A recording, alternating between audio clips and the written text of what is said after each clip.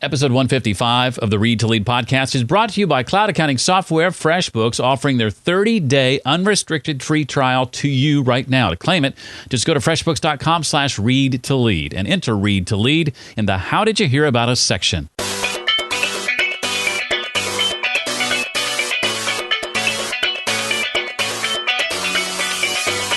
If you look at where jobs have been created in the US over the last decade or so, they haven't been created by large corporations. They've been created by people building their own business. Welcome to the Read to Lead podcast with Jeff Brown.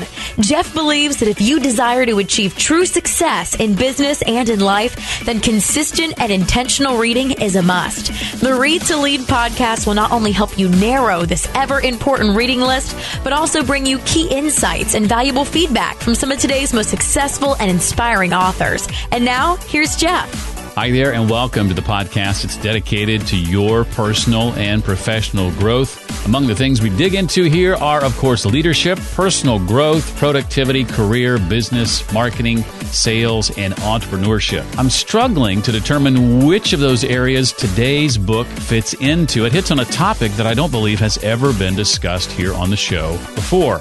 And that is that many of us have been raised on the traditional notion of a three-stage approach to our working lives. Education, followed by work, and then retirement. But this very well-established pathway is already beginning to collapse. That, according to authors Linda Gratton and Andrew Scott. Whether you're 18, 45, 60, or somewhere in between, you're going to need to do things very differently from previous generations and learn to structure your life in completely new ways. The book we're going to dig into today is designed to help us do exactly that. In a moment, you and I will be joined by Linda Gratton. She's the co-author, along with Andrew Scott, of the book The 100-Year Life, Living and Working in an Age of Longevity. I plan to ask Linda about what statistics today say about average life expectancies and what that means for you, examples of workable alternatives to the traditional three-stage life that make a long life a gift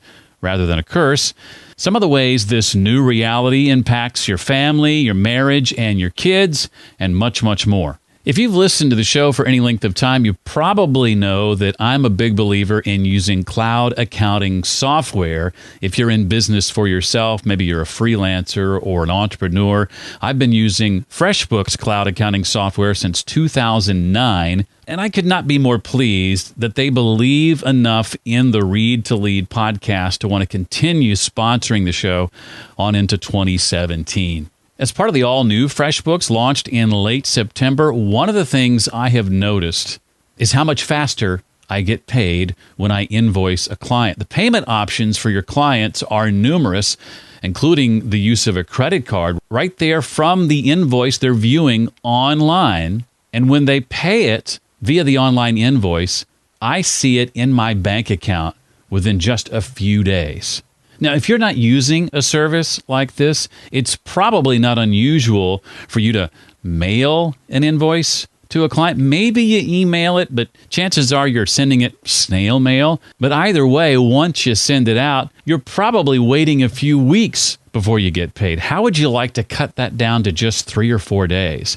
That's one of just many advantages I see to using the all-new FreshBooks cloud accounting software.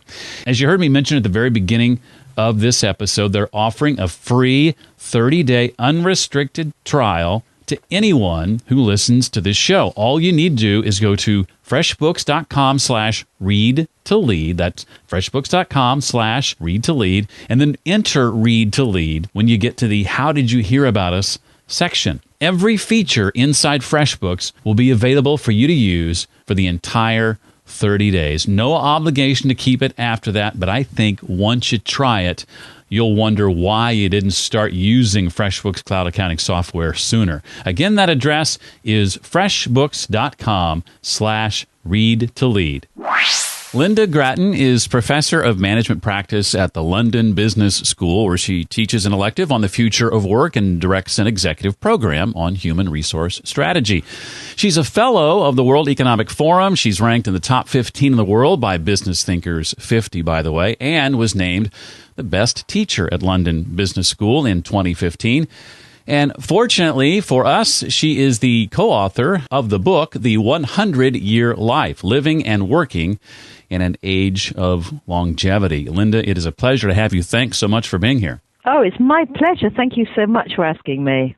Well, I thought we would begin by having you shed some light on what the statistics today say about average life expectancies. It seems like you and your co-author are the only folks talking about this. Is that true? Well, certainly, Jeff, the really fascinating thing that Andrew and I realized when we began to think about the future was that people are talking a lot about technology and how that's going to impact us in the coming decades. But really, what's really fascinating is that we're going to live longer, and each one of us will live longer than our parents, and certainly a great deal longer than our grandparents. And in fact, we can assume that a significant proportion of the kids born today will be living into their 100 years.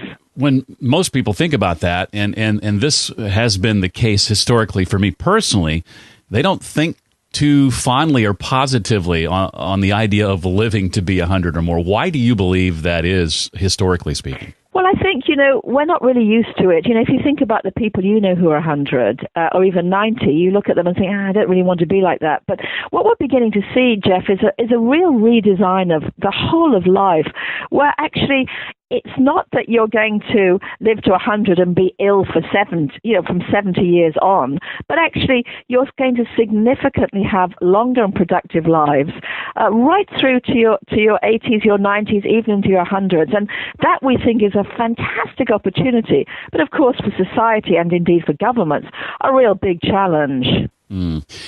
Coincidentally, my wife's great-grandmother, she just passed away about 2 or 3 years ago. She was 107. Wow. When she passed away. So my wife is expecting to live to be about 150. So she's already prepared. Actually, that's true. Those of us who've got people in our family who've already lived long lives, we're much more likely to say, yeah, I can imagine that. But that's what we've all got to now be thinking. Talk about, if you would, Linda, this lockstep, I think is the word you use, that is age and stage, and why it disappears in what you call this sort of new multi-stage life. Well, one of the things to think about is if I were to say to each one of you, you're going to live to 100 years, one of the first things you might say, well, is how am I going to finance that? Well, you finance it in two ways. You either save more than you currently do, and then for many of us, a great deal more, and or you work longer. How long? Well, if you're going to live until you're 100, you're going to be working into your 70s, late 70s, early 80s. And so suddenly you think about your life and think, well, how could I possibly do that? How could I possibly still have the 3 stages of full-time education, full-time work, full-time retirement? That's obviously going to go. We're obviously going to have multi-stage lives.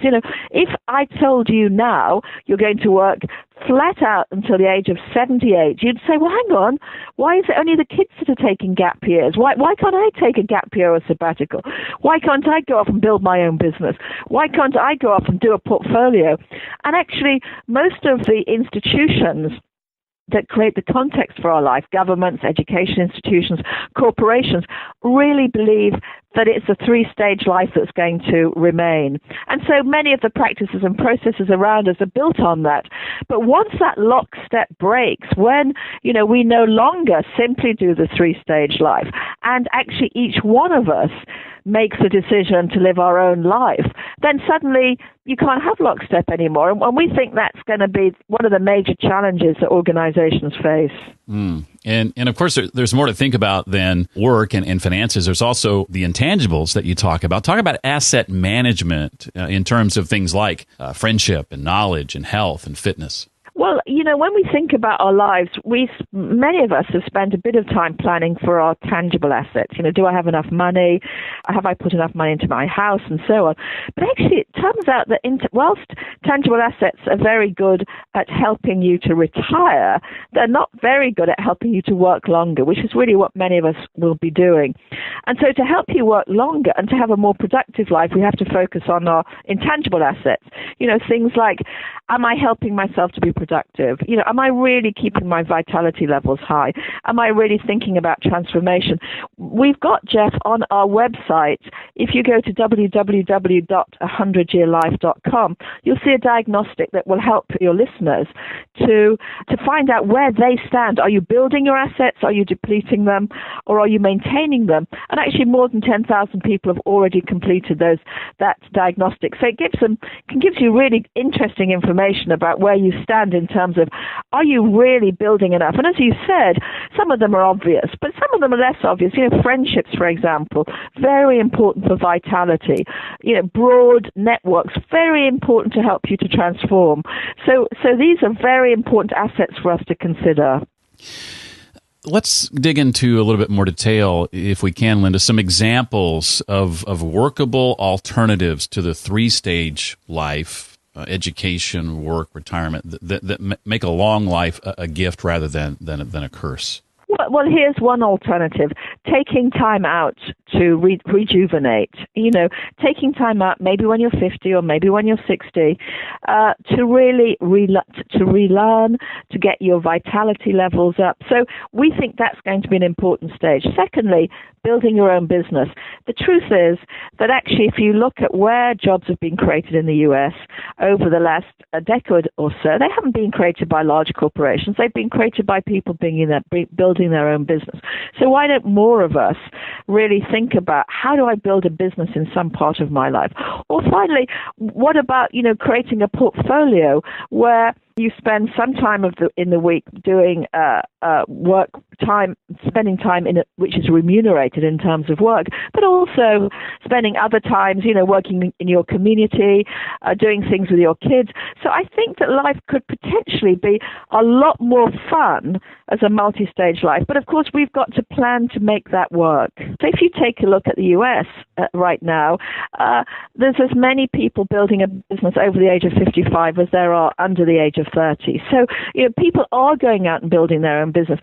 People are taking time out to relearn. There are lots and lots of new educational practices that allow you to engage in lifelong learning. So we think we're sort of at the cusp of a big change. And of course, we've got to take a look around and say, what's going to work for me? And I think people have to be very agile about imagining what the future is going to be, but also thinking about their own life within that. What do I have to do right now to make a difference?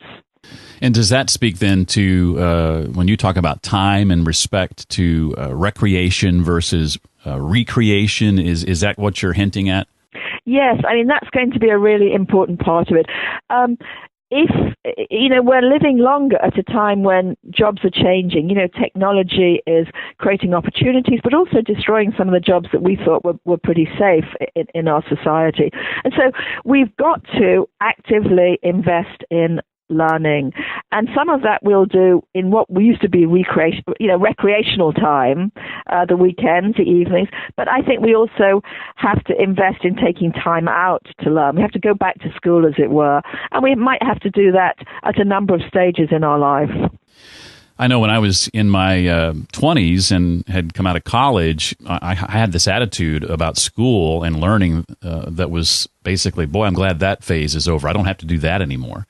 And it wasn't until my early 30s that I began developing an appreciation all over again for learning and realizing the value of being a lifelong learner and really digging into reading to the point that it became one of my passions, when in my 20s it was something I didn't want to ever have to do again. So I see the value in that. Yeah, and I think that's absolutely right, Jeff, that, one of the reasons we're optimistic about the future is that at the same time as people are living longer, there's also incredible new developments in learning technologies. You probably didn't like school so much, and I didn't either, because of the exam system. Well, actually, you don't need to examine people now to learn, to find out whether they've learned something. These online learning have really taken off across the world. Millions and tens of millions of people have signed on to online programs. And I think that virtual reality developments will also really change the way we learn. We're watching that very carefully over the next couple of years. But we think that the way that you learn, the methodology of learning, is going to change very considerably. We've hinted at some of this, but what are some of the ways all of this impacts families, and marriages, and children? I mean, some things seem obvious, but maybe there are some not so obvious ways this impacts us. Yeah, I mean, the old traditional marriage of, a full-time working dad and a full-time mum at home just seems sort of improbable, really, doesn't it, when people are going to live so long? Just from an economic perspective, would you really want to be the person who's going to take a whole family and your partner through maybe what could be 60 or 70 years? It seems preposterous. We have to think about what marriage means. When marriage was sort of created, as it were, it was a 20-year institution. But if you marry now at 30 and live to 100, that's a very long time to be married. And what happens when marriages break and you remarry? What happens with stepchildren and so on? So we think that there's many opportunities, and right now already we're seeing differences. Two examples at the different stages. One is people are marrying much later than they were. When I was young, people marrying in their 20s, and now marrying in their 30s. So already they're sort of putting that big life decision off to learn a bit more about themselves before they choose a partner. And secondly, if you look at divorce rates, they're highest in people who are over 60 and 70.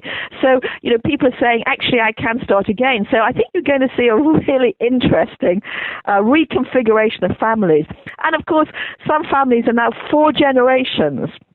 How do you work between those generations? Very exciting challenges ahead. You have to think really long and hard if you're standing at the aisle and uttering the words "till death do us part." You certainly do.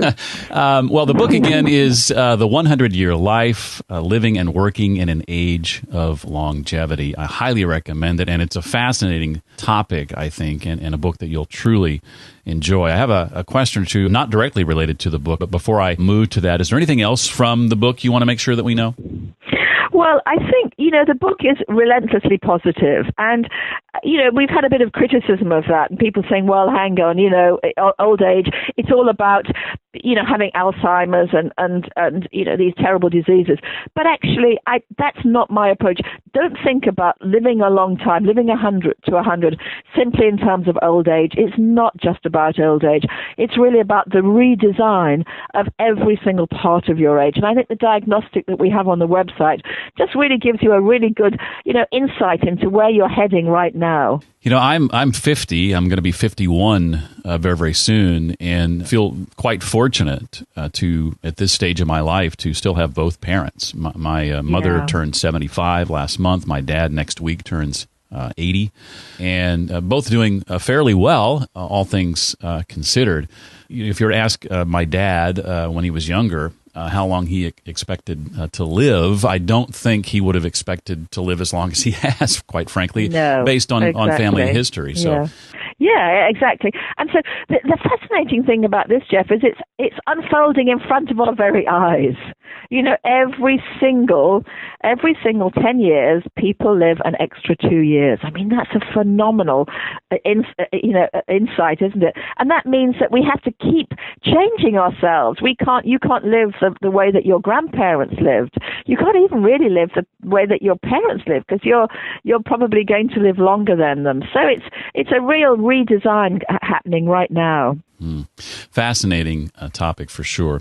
Well, as a professor, you do quite a bit of public speaking, and I'm sure you do some outside the university as well. I would love to hear, if you have them, any tips for keeping people's attention, delivering an impactful and memorable talk. What would you say your best tips are? Yeah, my number one tip is building a narrative. In fact, we're just building a presentation at the moment that I'm going to give in a few weeks' time. And I said to my team, what are the stories here?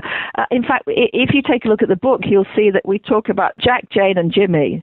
And those were stories of people, because I said to my co-author, people really want to hear about stories. So I think number one, build stories of other people.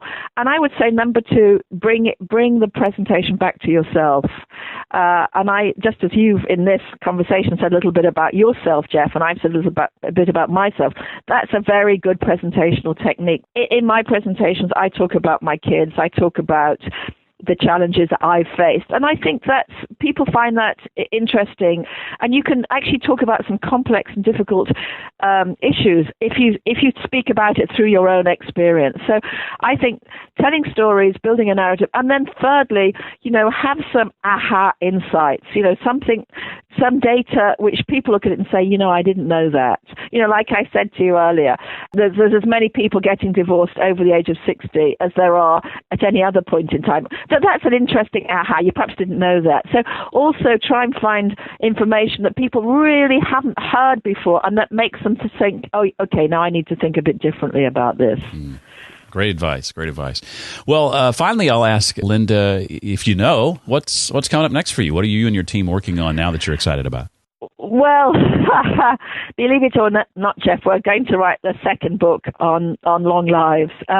We were really sort of delighted about the success of the 100-Year Life. I don't know if you know, but in Japan right now, it's the best-selling book. Oh, wow.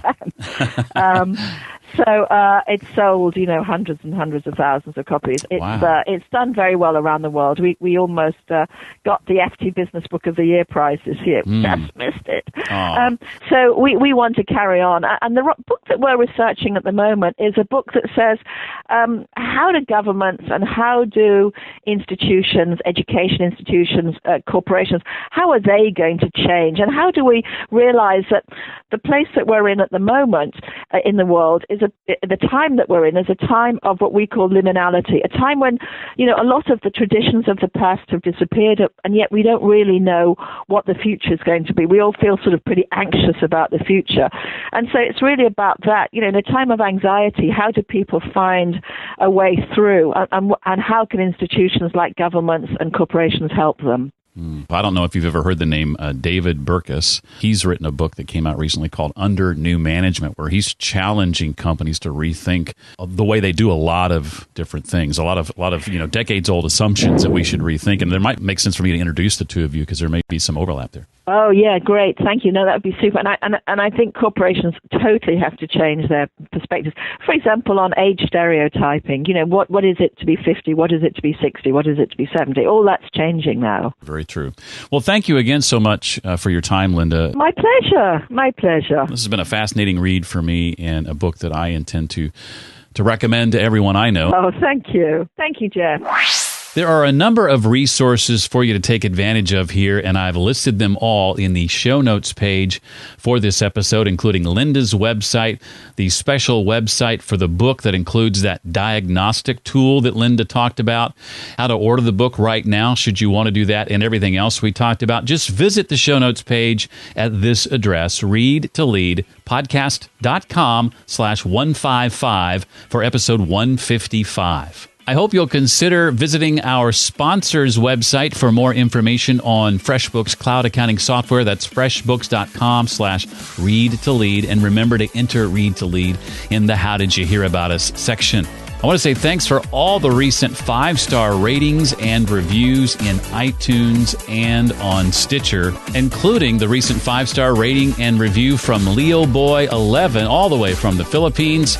He says, the message Jeff shares is always so helpful. I enjoy the show and plan on recommending it to others. Thank you so much. If you'd like to leave a rating and review, a couple of ways to do that. readtoleadpodcast.com/iTunes and readtoleadpodcast.com/Stitcher. That does it for this week. I look forward to seeing you next time for the next edition of the Read to Lead podcast. Thanks so much for listening to the Read to Lead podcast. As a subscriber, we challenge you to be more than just a passive listener. Become a vital member of the community. Visit us on the web at readtoleadpodcast.com. Until next time, remember, leaders read and readers lead.